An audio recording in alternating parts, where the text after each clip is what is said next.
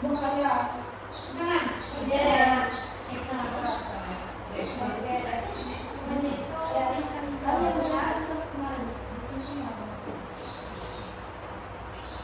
dalam kamus KBBI yaitu suatu kerangka bentuk rancangan modif dan pola pikir secara istilahnya. Desain bisa diterjemahkan sebagai seni terapan arsitektur dan berbagai pencapaian kreatif lainnya. Desain bermula dari gambar, teknik arsitektur yang awalnya berbaur dengan seni dan karya. Di sini ada 9 prinsip dasar desain. Yang pertama itu kesatuan. Kesatuan definisinya itu untuk menciptakan komposisi dan perpaduan yang terstruktur di antara elemen-elemen desain. Yang kedua itu keseimbangan. Keseimbangan itu sendiri visual penting agar orang yang melihat merasa nyaman. Yang ketiga ada irama. Irama adalah pengulangan atau variasi dari komponen desain untuk menciptakan irama yang terstruktur dan terus menerus. Dan yang keempat itu ada kontras. Kontras diciptakan dari perbedaan dalam warna, ukuran, bentuk, sifat, dan elemen dasar. Yang kelima itu ada proposisi, merupakan perbandingan antara bagian satu dengan bagian yang lain dalam desain. Yang keenam itu ada ruang. Ruang itu memaksimalkan dalam desain, baik ruang positif yang diisi maupun ruang negatif yang kosong. Yang ketujuh itu ada kejelasan agar mudah bisa dipahami, dimengerti, dan diartikan. Yang kedelapan ada sederhanaan. Definisinya adalah menghindari kelebihan dalam desain untuk mencapai kesederhanaan yang menarik. Dan yang kesembilan ada komposisi. Komposisi adalah elemen desain berdasarkan prinsip-prinsip desain lainnya. Di sini Ibu akan membagikan 3 kelompok. Kalian ada berapa orang? 10. Berarti ada 23 orang, ada 1 kelompok 4 orang. Silakan duduk sesuai kelompoknya masing-masing. 2 orang dapat meja. Ya, ada.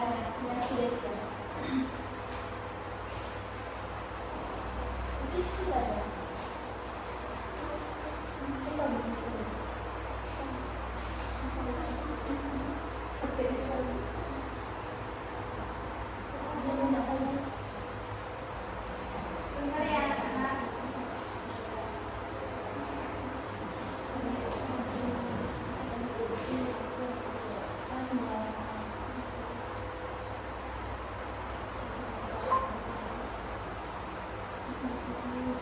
Jadi di sini ada sebuah video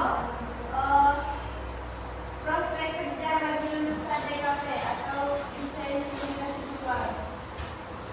Nanti dalam video ini kalian analisis apa prospek kerja yang ingin kalian capai, terus diskusikan sama kelompoknya, presentasikan ke depan dengan tujuan,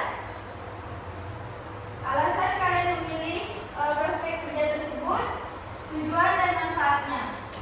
Itu saja.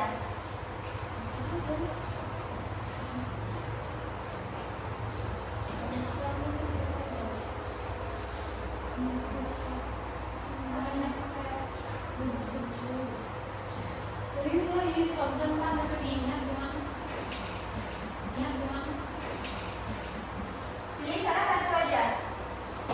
Pilih salah satu prospek kerja yang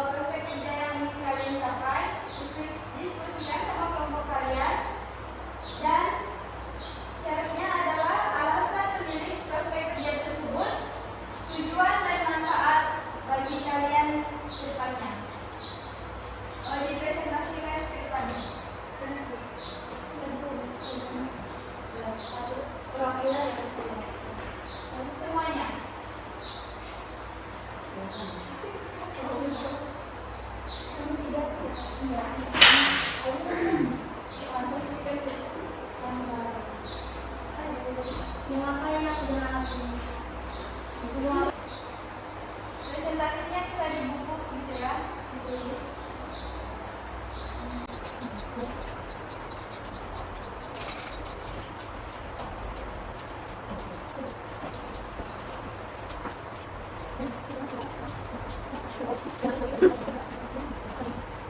Kelompok satu siapa aja?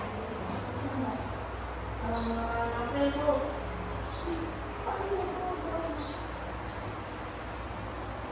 Nomor siapa aja kelompoknya? Ina ya Bu.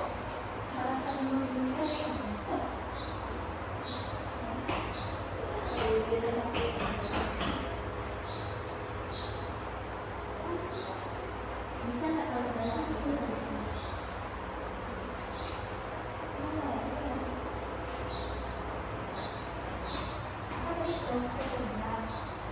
Ini salah satunya yang ada di sini. Kelompok dua siapa? Muslim Bu. Ini namanya siapa aja? Ini sama.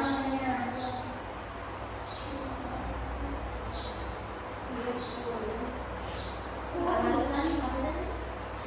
Alasan pendidikan.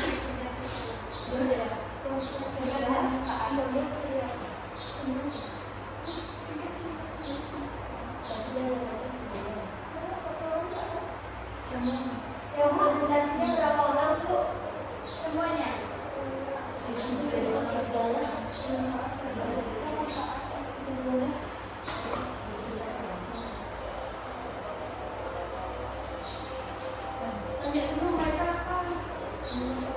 Ini sama, tapi grafiknya apa?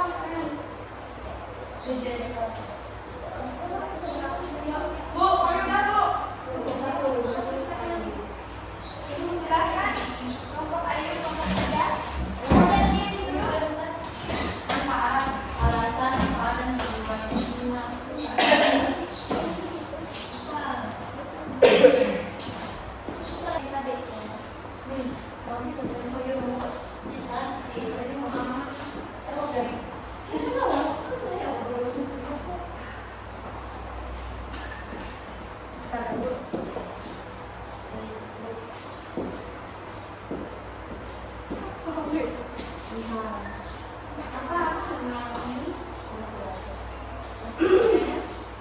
Prospek kerja grafik di masa depan.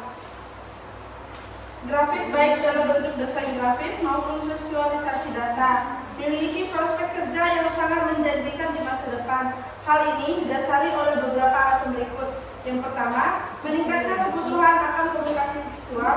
Yang kedua, perkembangan teknologi. Yang ketiga, peningkatan kesadaran akan pentingnya data. Meningkatnya kebutuhan akan komunikasi visual ini dimaksud dengan di era digital, orang-orang yang semakin terbiasa dengan informasi yang disajikan secara visual. Hal ini membuat desain grafis dan visualisasi data menjadi semakin penting untuk menyampaikan informasi secara efektif dan menarik. Perkembangan teknologi di sini maksudnya berkembang memungkinkan terciptanya alat-alat dan platform baru untuk membuat desain grafis dan visualisasi data yang lebih canggih dan interaktif. Yang ketiga, peningkatan kesadaran akan pentingnya data. Data ini menjadi aset berharga bagi banyak organisasi. Visualisasi data efektif dapat membantu organisasi untuk memahami data mereka dengan lebih baik dan membuat keputusan yang lebih informed. Manfaatnya yaitu meningkatkan kemampuan komunikasi, meningkatkan kemampuan berpikir kritis, meningkatkan kemampuan memecahkan masalah, meningkatkan kreativitas, meningkatkan kemampuan belajar. Tujuannya menyampaikan informasi, memvisualisasikan data, menceritakan kisah, mempengaruhi orang. Contoh prospek kerja grafik yang pertama, desainer grafis bekerja di berbagai bidang seperti perikanan, branding, desain web, desain UX atau UI, dan lain sebagainya. Yang kedua, spesialis visualisasi data, membantu organisasi untuk memvisualisasikan data mereka agar lebih mudah dipahami dan dianalisis.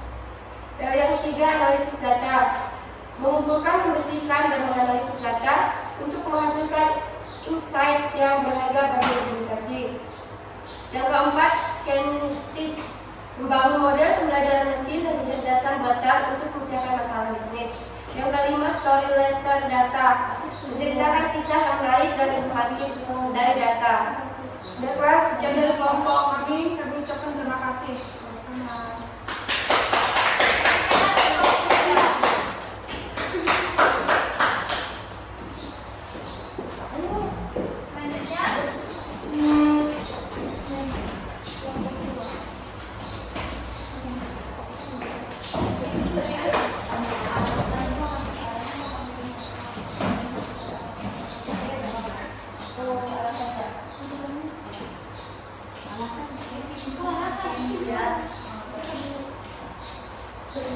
Baik, selamat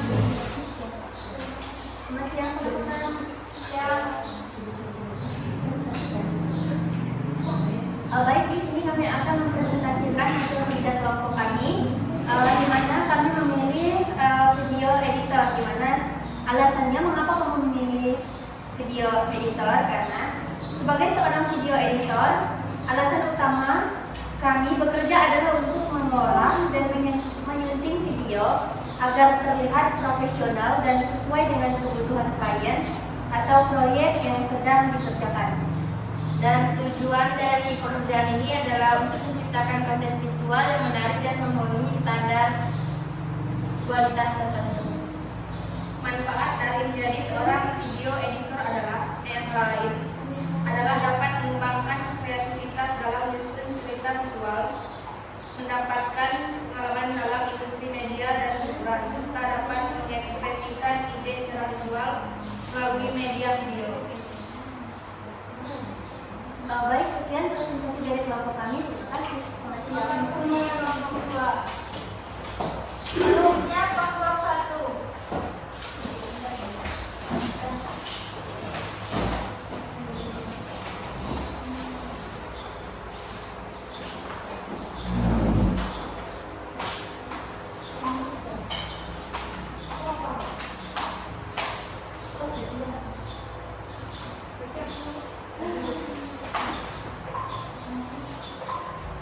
Baiklah, selamat pagi teman-teman. Di mana kalau mengingat alasan kami mengambil profesi fotografi, Prospeknya ya, prospek kerja. yang pertama, pengembangan keterampilan fotografi profesional. Program ini memungkinkan siswa untuk mengembangkan keterampilan teknis dalam fotografi, termasuk pencahayaan, komposisi, pengaturan kamera, dan pengolahan digital. Yang kedua, pemainan tinggi di berbagai industri. Fotografi merupakan bagian integral dari banyak industri seperti periklanan, jurnalistik, fashion, perhotelan, dan e-commerce. Fotografer yang terampil terus meningkat. Yang ketiga, ekspresi kreatif. Fotografi tidak hanya tentang mengambil gambar, tetapi juga tentang menyampaikan pesan, emosi, dan cerita melalui gambar visual, memungkinkan siswa untuk mengekspresikan kreativitas mereka dengan cara yang unik. Manfaat dari fotografi ini yaitu ruang karir yang luas.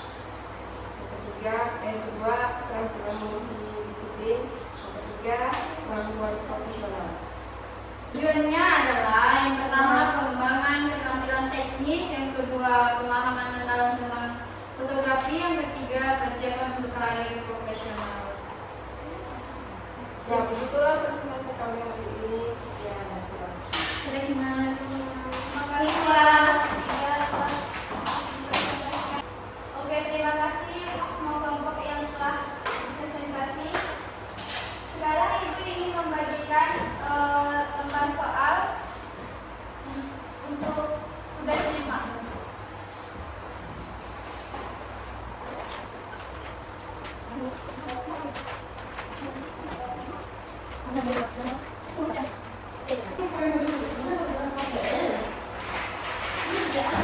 Soal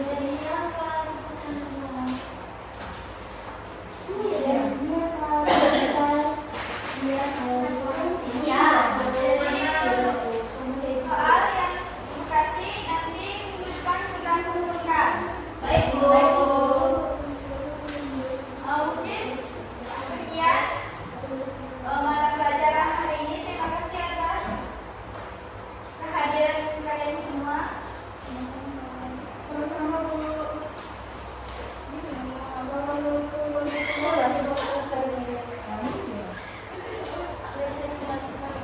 Untuk mengakhiri